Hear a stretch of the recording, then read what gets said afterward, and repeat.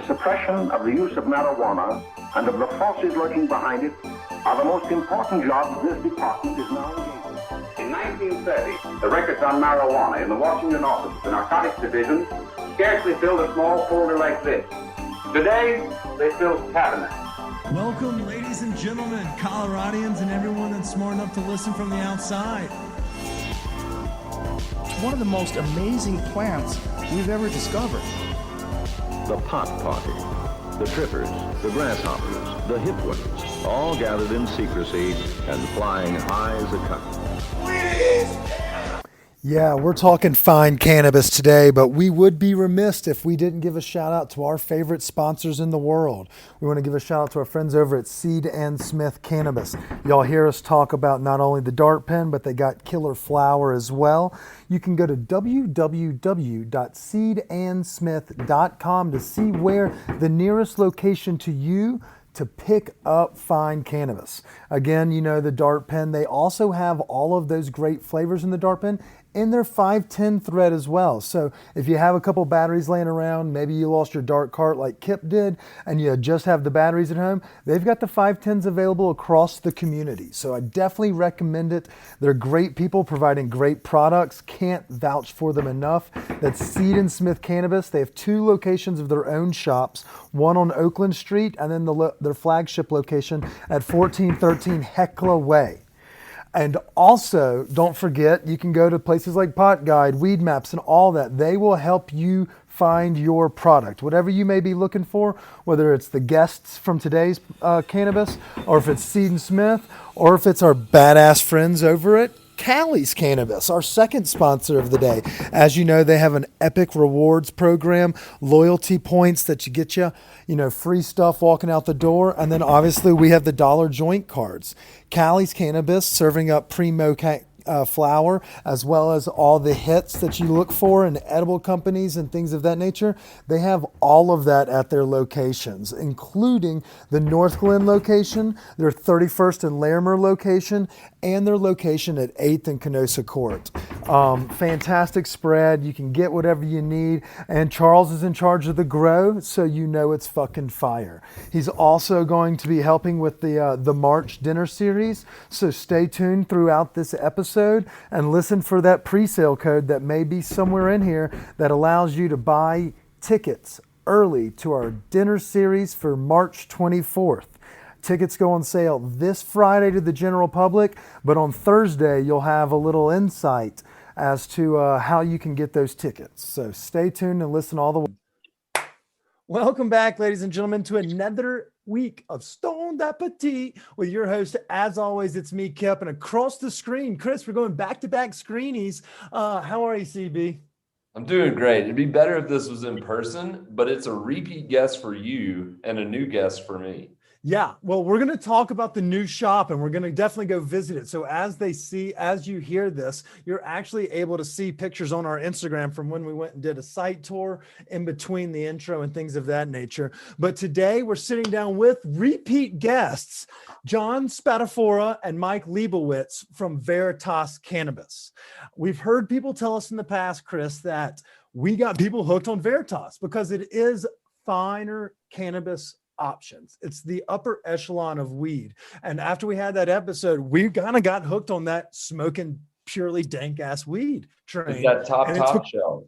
It's that top. Yeah, it's the, I don't even know what the term is. I'm so just regular Joe that I don't know what's above top shelf, but platinum. We're talking platinum stuff today. But these guys, they've actually recently, through the COVID times and since we last spoke, have opened a new office here in Colorado. They're still curating some of their fine cannabis, but they also have done some white labeling as well in the community. As you're listening to this episode, we're going to talk a little bit about some of the intriguing marketing campaigns, and what better person to have on the podcast than Mike and Jon for this exact reason. They're kind of the heads of the ship. They do this operation. So we're ready to pick the brain, but for those that maybe haven't caught up in every episode that we've ever had, Jon, Mike, we like to ask our guests some get to know you questions just to break the ice. Chris, I'm going to kind of let you tee it off and just get the ball rolling, and then I'll just pepper in. All right. I got a few things to pepper in as well. But Don't be shy. we'll start with you, Jon. So we always start out with, are you a transplant or a native to Colorado? I'm a Colorado native. Colorado native. Yeah, What part of Colorado? Montrose, Colorado, the West Slope. Now I remember asking you that. I think I did get that one in there. Yeah, last time. Fuck yeah. So cannabis does sometimes mess with my memory. It gets a little fuzzy, but these things are like recursors. Jon, It happens to the best of us. How'd you make it from Montrose to Denver and cannabis? It was a long journey. I left Montrose for college. I went to school at University of Colorado and never really went back. Was kind of looking for the larger city, and went to school in Boulder, skied in Breckenridge, got my then girlfriend, now wife, pregnant. So I moved to her hometown, Louisiana, which wasn't very cool.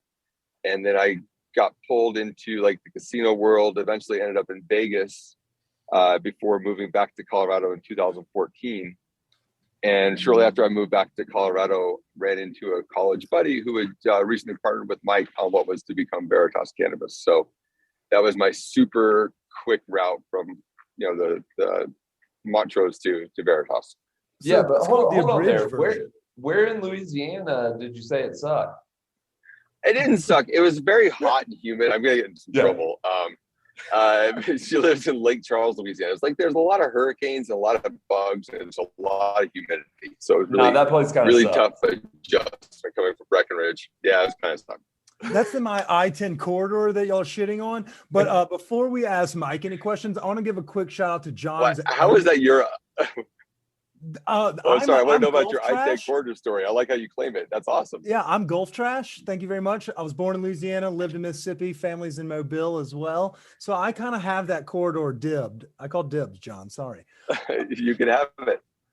Yeah, you slander it, but it's some of the best food in the country. Shout out to Jon's son, I believe, that's up at Wyoming as well. Loyal listener and fan of the podcast, but I think that was the last time. That's hilarious. You remember what we were talking about? Yeah, that's funny. That's too funny. See, it just took a minute for me to kind of grab that refresher. Thank you, Chris, for opening the door to my mind. All right, Mike, give us a quick recap. Give us the abridged version of the Spadafora story as well. Okay, he grew up in Montrose. No, not that. You. Repeat. Played football in high school. He was a star quarterback. He didn't tell you that, did he? He's very handsome, ruggedly handsome. Homecoming king? I think he might have been. Might have been. No. Keep going. This is fantastic. You're doing a great job, Mike. Thank you. I figured as much.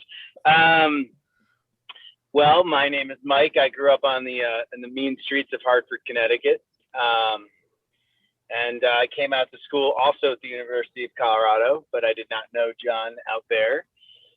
I got in the weed business as soon as we were legally able to, because I'm a huge pothead and I've been in it since kind of day one. It was legal in Colorado, perhaps an inkling before then, but you can't really prove anything. So it's out of the statute of limitations. We all know that. Yeah, thank you. That's what it was. But you know, I've been out here for more than half my life, 23, 24 years, with 98 minus wherever we are today. What is this, 22?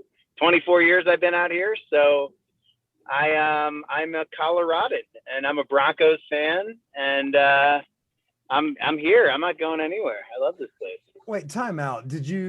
Were you a Bronco? Do you claim them? Or were you, I guess 98 was jump in. The only time I've ever written a social media post that was longer than a sentence, or where I didn't share pictures of my kids that I have recently, it was to come out of the Tom Brady kind of closet. I was a Pats fan growing up forever, and one of my friends, was actually one of my business partners too, different guy, had Broncos season tickets forever, and I used to go to games all the time wearing Pats jerseys, and I was the only Pats fan in the South Stands, and everyone hated me, of course. And I just kind of kept like rooting for the Broncos a little bit more and more. I'd go to games, when the Pats weren't playing and root for the Broncos, and the Pats played, and of course, there's the Pats. And it just, I had this kind of coming out of my experience when Brady came here and there was the AFC Championship game, which Peyton Manning won. I wrote this novel on Facebook, and I was just like, you know what? I've been a Pats fan forever. Today I'm rooting for the Broncos. And I think half my friends that I grew up with pretty much defriended me and disowned me at that moment. But that was kind of my realization that I'm no longer from New England, and I'm from Colorado. So I've switched. That's a fantastic story. And to touch on something you said earlier before I railroaded the conversation, when you do post pictures of your kids on Instagram, I often go, who the fuck do I follow that has kids on this page? And so it does throw me for a loop when you do throw that. Cause I've been following you for a minute, but that's also a good point of you planted your flag by, rejecting the claim of the crown, of the GOAT and Tom Brady, cheering against him. And so I respect that. And I imagine a lot of folks will. So if you wanted to hang your hat on that, we'll allow that. I have cool. Shitty teams. All right, guys. So we've talked a little bit about y'all. We've kind of recapped folks for those that couldn't remember or didn't catch the first one. Let's talk about Veritas. Most people know it as, the jars on the shelves, but tell us a little bit about how y'all became the fine-tuned high-end cannabis, of Colorado. Let me take a quick stab at this, and then I actually have to hang up, and I'm going to turn the rest over to Jon. We're going to talk so bad about you when you get off. I hope so, as you should. I think the formation of how we came about, was purely quality driven. What's the only thing that I've never been willing to compromise on, and that I think is synonymous with the people that decide to work with us, is quality.